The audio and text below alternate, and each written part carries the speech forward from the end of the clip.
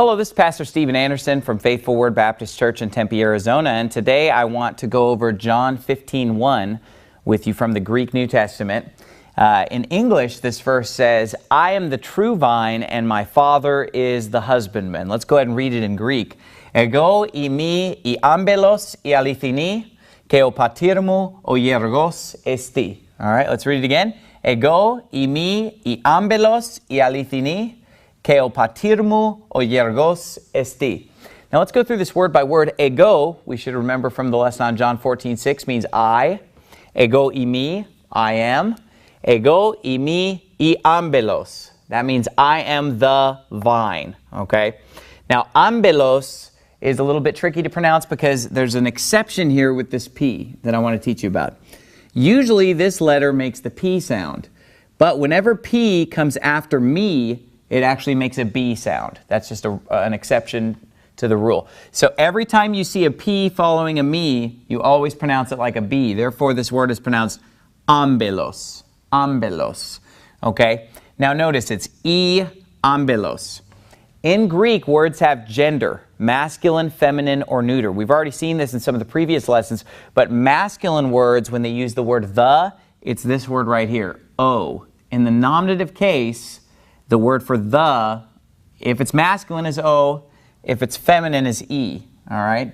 If it's neuter, it's to, but we haven't gotten to that yet. So we've got ego, imi, I ambelos, I alithini. Now this word alithini should remind you of in John 14:6 when Jesus said, "I am the way, the truth, and the life." The truth was I alithia. Okay? So when truth is a noun, it's alithia. When it's an adjective modifying a feminine noun, I ambelos, it's going to be alithini. So you should be able to see the similarity between I alithia from John 14:6 and alithini in John 15:1. Okay. And by the way, it's very important that you memorize these verses. You know, as you go through these lessons, you need to learn the lesson, understand the verse, and memorize the verse. Okay? So, ego imi I ambelos I alithini means I am the true vine.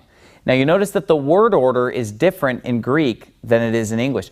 We would say I am the true vine, but what this literally says is I am the vine, the true. Okay, and that's one way that Greek sometimes handles adjectives. It states it in that way. The vine, the true. I ambelos I alithini. Doesn't sound normal in English, but of course it sounds perfectly normal in Greek to say I ambelos I alithini. So that's I am the true vine. K means and. O patirmu means my father. Okay? Literally, it's the father, my. When you see this word mu, it comes after the noun that it modifies. Okay? So if we want to say my father, we say o patirmu. Now notice that the word mu does not have an accent on it. Okay? It gets run together with the noun that it modifies. So we put our accent on patir, and we basically pronounce this as if it were one word. So to say, and my father, we say, ke o patirmu, patirmu, okay? Ke o patirmu, that means, and my father, o hiergos, okay? Now, this means the husbandman, hiergos, esti, all right? Esti means is. So instead of saying, and my father is the husbandman, it basically says, and the father my, the husbandman is. Notice, the Greek word order is different than in English. Words get moved around. And in Greek, you can actually say things a lot of different ways because the word order is not as set in stone as it is in English, okay? So, hiergos. What does this remind you of in English? Well, if you were to take these two gammas and just change them out for English letter G, you'd have the name George. And this is actually where the name George comes from. And this is still a popular name in Greece today, Hiergos. All right? So basically, you can remember the word husbandman by remembering that that's where we get the word George, the name George today in English. Okay. Now, the letter gamma is a letter that is pronounced not exactly like an English G. Okay. Now, if it comes in front of sounds like alpha or omega or omicron or the U sound that omicron epsilon makes, it's pretty similar to an English G sound. So like when we pronounce the name of the letter, gamma, it's pretty close to being a G. It's just a little bit softer of a G, almost like part way between a G and a Y. Okay, pretty much sounds like an English G in front of letters like that, just a little softer, approaching a Y sound. Okay, but when it comes in front of your E sounds, that like iota, eta, or epsilon, or when it comes before an epsilon like this, it's more like a Y sound. Okay, so this word is pronounced yergos, yergos. All right. And you'll notice that when you make a yes sound and a g sound, your mouth is almost in the same position. These two sounds are pretty similar, believe it or not.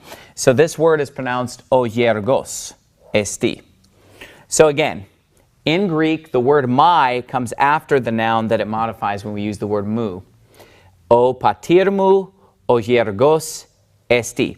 So for example, if I wanted to say my wife, in modern Greek, my wife would be I ginekamu. All right, again, it starts with a gamma, sounds like a Y sound. I ginekamu. That's where we get our word gynecologist, okay? I ginekamu. Okay, notice how the my is after gineka, all right? So I ginekamu, o patirmu, o yergos esti. So let's read the whole verse again. Ego, imi, I ambelos, I alithini, ke o patirmu, o yergos esti. So what did we learn this lesson? We learned that the P after me makes a B sound. Okay, we learned that sometimes adjectives are dealt with in this way, iambelos, ialithini. And we also learned that the word mu, which means my, comes after the noun that it modifies. It has no accent on it and it gets run together. O patirmu, o patirmu.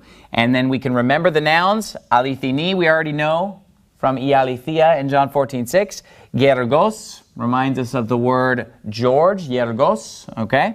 And then patir reminds us of the word paternal, the father. Ambelos, I can't really think of any connection between that and our English word vine. If you think of one, leave it in the comments. But again, ego, imi, I ambelos, I alithini, ke o patirmu, o yergos esti. Memorize. In the next video, we're going to go over 3 John verse 1 and review the dative case.